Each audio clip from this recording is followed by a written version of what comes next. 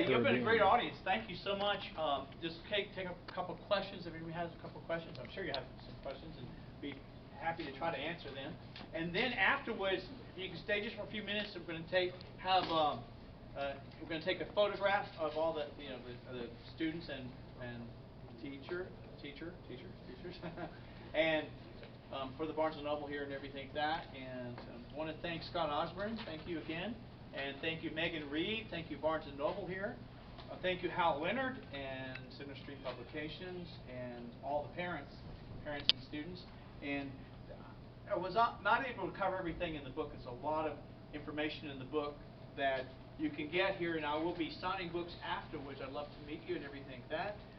And there's more books back there in the cash register, too.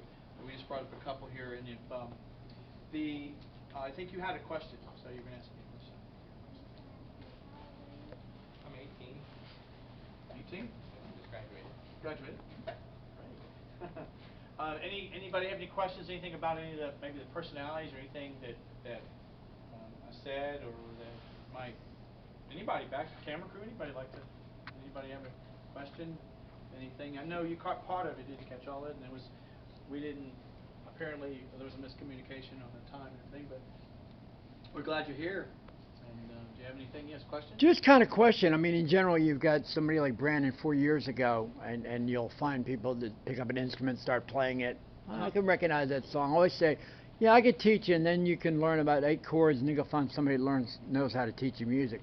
But have you seen in your experience how it's like for that type of student to come in that's kind of done a little bit on their own, to the student that is a greenhorn and never done anything, and it's from the word go? I mean, do you work more with, how do you work with the different students? I had a student like that. Yeah, I had a student in Nashville area, and he came in, and like Brennan, and I worked with him. He was a little more individualistic at first and everything, but I worked with him and encouraged him. I didn't make sudden changes or anything like that, but I worked on technique and things like that. Yeah. Maybe she could shed a little light on it.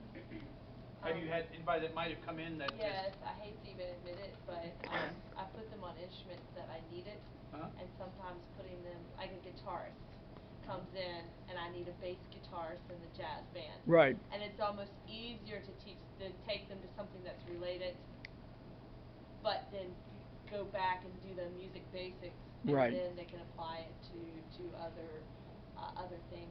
So I've done that in a couple situations, but that was the first time that I really did it. It was a self-taught guitarist who was very good, and then he started playing bass, and so I was able to teach him the rhythms and that sort of thing. And then we were using a combination of playing by ear and playing by music. And then after a couple years, he really had a basis in music, and he went on to be a music major at Liberty University. So, really? Wow. Great. Yeah.